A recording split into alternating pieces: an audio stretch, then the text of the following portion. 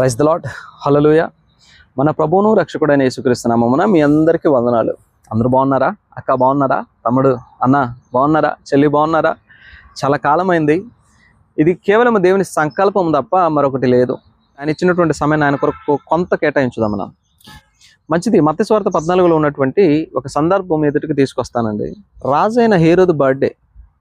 ఆ బర్త్డే పూట కుమార్తె బాగా నాట్యం ఆడి తండ్రిని సంతోషపరిచితే ఆ సంతోషంలో మునిగినటువంటి ఆ తండ్రి తేరుకొని, బిడ్డ నీ కోరికలు ఏమైనా ఉంటే కోర్రా, నేను తీరుస్తా అని అడిగితే ఆ బిడ్డ తల్లి ద్వారా ప్రేరేపితురాలైంది.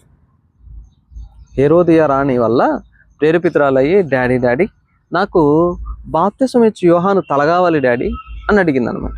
అప్పుడు వెంటనే తండ్రి లోపల దుఃఖించుకొని, ఏం మాట్లాడుతున్నావు నువ్వు? నీ వయసు ఎంత? నీ మైండ్ ఎవరు ఎలా పొల్యూట్ చేసింది?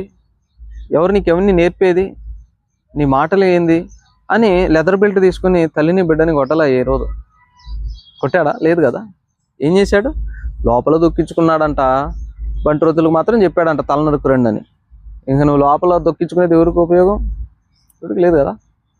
సో మొత్తానికైతే వీళ్ళు వెళ్ళారు, తల నరుక్కొచ్చారు, ప్లేట్లో పెట్టి తీసుకొచ్చి హేరోదు రాజుకి ఇస్తే హేరోదు రాజు బిడ్డకి ఇచ్చాడు. ఎందుకు?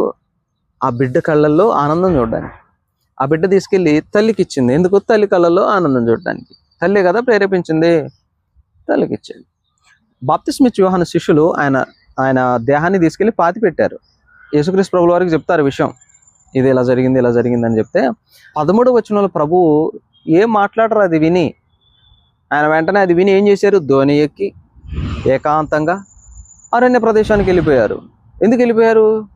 అరే, నాకు బాప్తిస్మ ఇచ్చి యోహాను గారే, మరి వెళ్ళి నేను ఆయనకి ఏదో ఒకటి చేయాలి, ఆయన బతికించాలి, లేకపోతే ఆయనకి ఎంత కొంత సహాయపడాలి, లేకపోతే నేను అక్కడ ఉండాలి కదా, రివెంజ్ తీర్చుకోవాలి కదా హేరోదు మీద అని ఏమైనా ప్రణాళికలు వేసారా ప్రభు? ఏం వేయలే. ఆయన చిత్తం ఏంటిది? నేను ఈరోజు సాయంత్రం జనసమూహము వస్తుంది, ఇంచుమించు 5,000 మంది కంటే ఎక్కువగా వస్తారు, వారికి నేను భోజనం పెట్టాలి. 5 రొట్టెలు 2 చేపలను నేను వారందరికీ సరిపోయేలా చేయాలి. 12 గంపలు ఎత్తబడాలి. ఇంకా చాలా మంది రోగగ్రస్తులు వస్తారు, వ్యాధులతో బాధపడే వాళ్ళు వస్తారు, వాళ్ళందరూ నేను స్వస్థపరచాలి అని ఒక్క క్షణం కూడా ఆయన అక్కడ ఉండకుండా ఆ విషయం విన్న వెంటనే మనమైతే ఏమంటాం సహజంగా? అరే అవునా, ఇలా జరిగింది, వెళ్ళి మాట్లాడదాం పదా, చూద్దాం పదా ఏంటి అని చెప్పి మనం ఇలా ఉంటుంది. కానీ ప్రభు ప్రణాళిక వేరు కదా. ఆయన యోహాను గారి బాప్తిస్మ ఇచ్చి యోహాను గారి ఆ విషయం విని వెంటనే వెళ్ళిపోయారు. ఆయన మొన్న ఒక పెద్ద సేవకుడు ఏం చెప్తున్నాడు అంటే, ఒక మీటింగ్లో, ఈ కనపడేదంతా నెక్స్ట్ ఇయర్ కల్లా ఇన్ని ఎకరాలు ప్రభు మనకి ఇవ్వబోతున్నాడు, నేను ఆత్మలో ప్రేరేపించబడి చెప్తున్నాను, నాలో ప్రభు ఆత్మలో పరవశున్నై ఉండగా ప్రభువు చెప్తున్నాడు.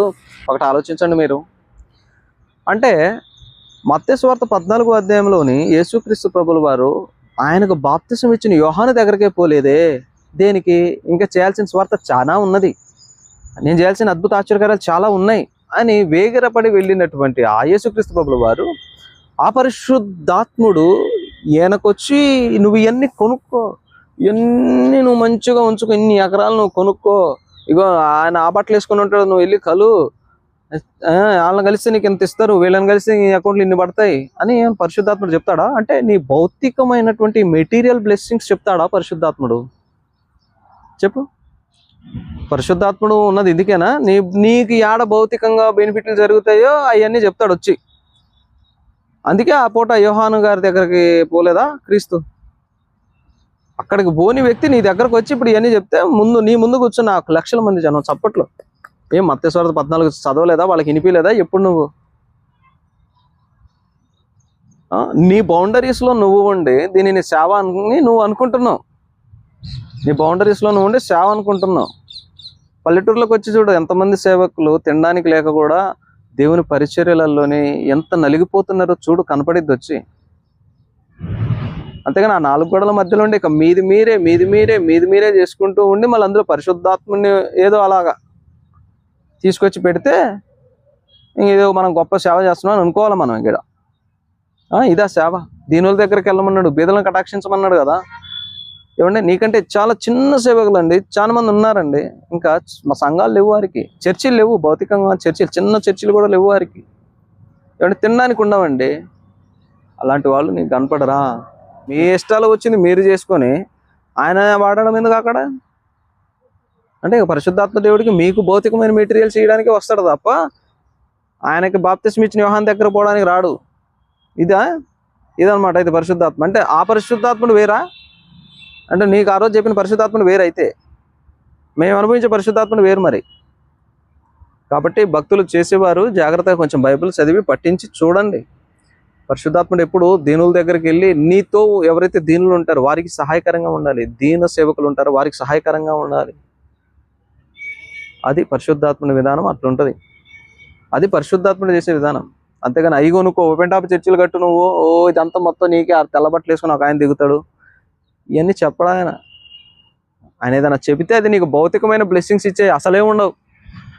భౌతికమైన బ్లెస్సింగ్స్ అసలే ఉండవు. ఒకవేళ ఇచ్చాడా అది జస్ట్ టిప్ అంతే. దాదాపు సస్యమిరా జరగదు అది. ఆయనకు అక్కడ సువార్త చేయడానికి ఆయనకు సమయమే లేక ఆయన ఉరుకుతున్నాడు. ఈడ నీ కాడికి వచ్చి నువ్వు అయిగొనుక్కో ఇన్ని ఎకరాలు దిగుతారు కారులో నుంచి 7 అందులో ఒక ఆయన ఆగుతాడు అని నీకు చెప్తాడు. నువ్వు నేర్పుతున్నావు సంఘాలకు. ముందు మనం చెప్పట్లేదు భజన మనం ఎప్పుడు మార్చుకుంటామో మనం బాగుపడతాం. ఏమండి మన ఆదివారం సంఘాలలోనే మనం మన సంఘాలకు రాము, కానీ ఎక్కడో మీటింగ్లు పెడితే వెళ్ళిపోతాం మనం. నువ్వు ఏడా సగమే అక్కడా సగమే అంతే కదా. మనకి మన సంఘాలలో ఆరాధనలు మనకు నచ్చవు. అదే ఆదివారం పూట ఎక్కడన్నా పెద్ద మీటింగ్లు జరిగితే అక్కడ నచ్చింది మనకి. మనం ఏట సగం సగమే ఆడ సగం సగమే. రేపటి రోజున యేసుక్రీస్తు ప్రభు వచ్చినప్పుడు కూడా సగం సగమే, ఏం ఉండదు ఇక. కాబట్టి అరకొర భక్తి మానేసి చేస్తే నెక్కచ్చైనా నెక్కార్సైనా భక్తి చేయండి.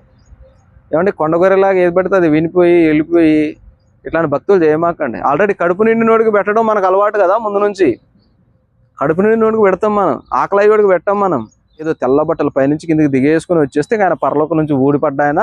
ఇక మీ స్థానిక సంఘాలలో ఉన్న సేవకుడు ఏమో ఇక ఏమి లేనోడు, ఏమి రానోడు, ఏం చేతగానోడు ఆయన. ఇది ఈరోజు పరిస్థితి మనది. సో ఆలోచించి భక్తి చేయండి. దేవుని రాకడ అతి సమీపంగా ఉన్నది. ఏది మేలైనదో ఎంచుకొని చేయండి. వివేచన కలిగి భక్తి చేయండి. దేవుని కృప మనందరి మీద విస్తరింపజేసి స్వచ్ఛమైన అపోస్తుల బోధ వైపు తిప్పినట్లుగా మనందరం మారదాం. అట్టి కృప దేవుడు మనందరికి ఇచ్చును గాక. ఆమేన్.